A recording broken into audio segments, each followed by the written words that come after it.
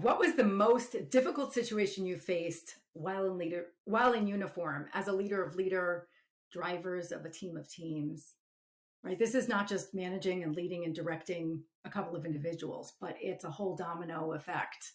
Tell us what was the most difficult thing you had to deal with? Well, I had to think about this one. There were a lot of what I would consider very difficult decisions. But I think probably the most difficult one I had was we were sitting in Saudi Arabia. We were hours from the air war starting, and I had a company commander, and this is a guy responsible for about 200 lives. And he was making some very, very poor decisions. There was no misconduct. It was just, if it had been a peacetime army, I would have probably taken some time and coached and mentored. But we were sitting on the brink of, and we didn't know what kind of a war it was going to be. We didn't know it would be a short duration war. And I had to determine whether I needed to relieve him or not. And I had to think about, if I relieve him, who am I going to put in there? Because, it's not like you have an endless supply of people. You have what you deployed with. So I would have to take someone out of my staff to put them in the company as a commander. So where could I afford a hole in my staff? Whoever I picked, could they go down and grab this company and get it together and make the decisions and get them to follow them in a very short period of time? We're talking hours from the war starting. What do I do with this young man afterwards? But there are people's lives at stake. So you have to make the right decision. You don't want to leave this young man in command and have soldiers get killed because he continues to make bad tactical decisions. So, relieving him was probably the most difficult thing I had to do.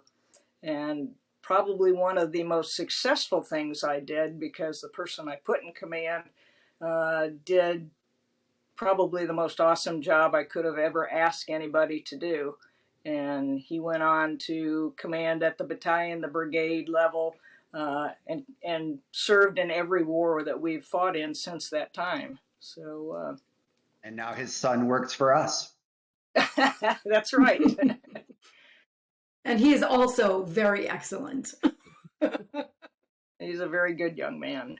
Thank you for sharing. That must have been, I can't imagine we make decisions like this every day in our business, but when the stakes are really high and people's lives are at risk, it's tremendous. And it sounds like you had an even better outcome than could have been imagined. But it took courage to, to pull that lever, right? And make that decision. Yes, it did. I learned what courage was from Mary. Annette, what about you? Mary's example is such a crystal clear snapshot in time over a difficult decision. Like, as she said, everybody got to watch it play out. I was in the unit, and her decision wasn't just impacting the specific officers, that were leaving and being told to take command, but at a higher headquarters level, it impacted the unit. And you knew she had to make a tough decision. She didn't want to make it. It's like tough love, right? It is for the good of the unit and the good of the people. And I'm going to take care of all of you. Look out for all your best interests. So as hard as it was, and as much as the unit kind of reeled from it at first, everybody, I think, could move forward in confidence that in those hard decisions, as we walk into what was at that point clearly a combat zone, that she was going to do that for us. Like Patrick said, it's like yesterday, when I talk about it, because it was so meaningful.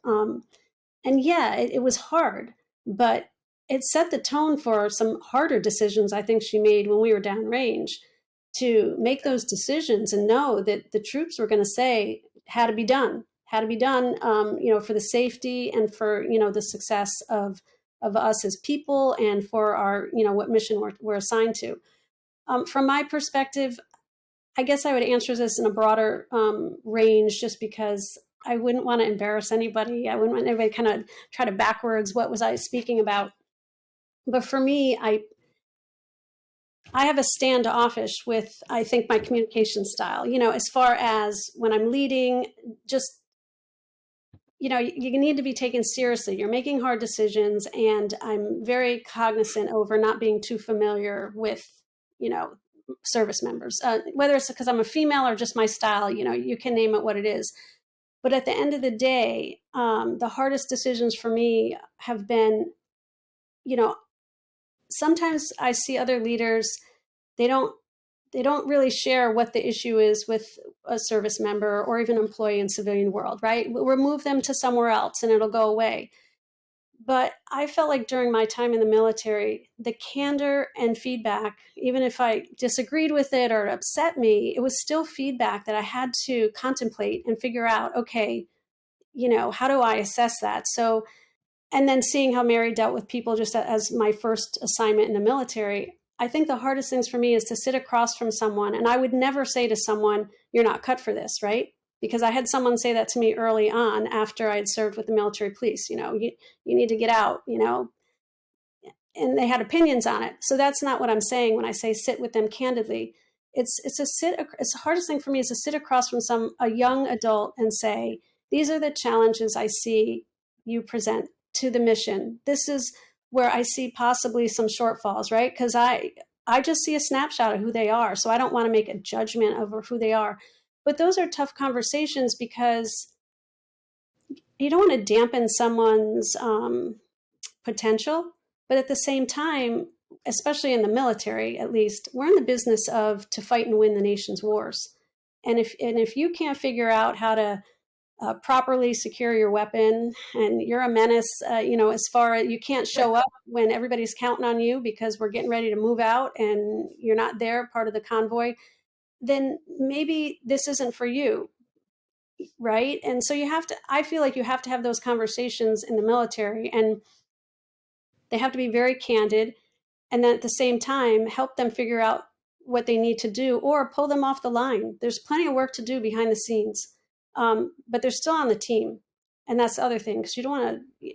So for me, I guess, and I'm in a different environment, right? I'm in a different trade craft, so we have a lot of administrative functions that can be done that some of those folks, you're still on the team, but you're doing the read book today, you're making a binder today, you're not going to be out doing a more dynamic operation support. So I do think that the people side of it is probably, those are the decisions that are the most difficult. And even if I might keep a straight face to them while I'm doing it, I rethink and replay it. Was that the right thing? I'll go to my NCOs and say, hey, this is what I said, this is what I did. Can you come around back and make sure, they're okay, and help them think it through? Because, and I do, those NCOs would be invaluable, because I would never want to just shut down someone's hope or their future goals or whatever. But at the same time, we have a mission. And so in the corporate world, I know we're talking about the military. In the corporate world, lives aren't at stake.